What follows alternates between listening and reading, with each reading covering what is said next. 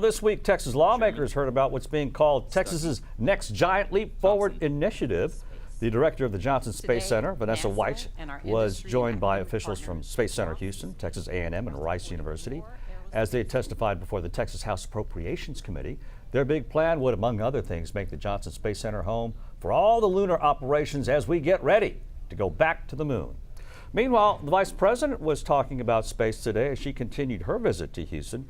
She was at the Johnson Space Center and took part in a very long-distance phone call. Station, this is Houston. Are you ready for the event? Vice President Kamala Harris is the head of the National Space Council, and as the astronauts phoned home today, she was there. As an American who is a space nerd, I'm so thrilled to be with each one of you. And thank you for your excellence. Thank you for your service. How are you guys doing? We are doing great.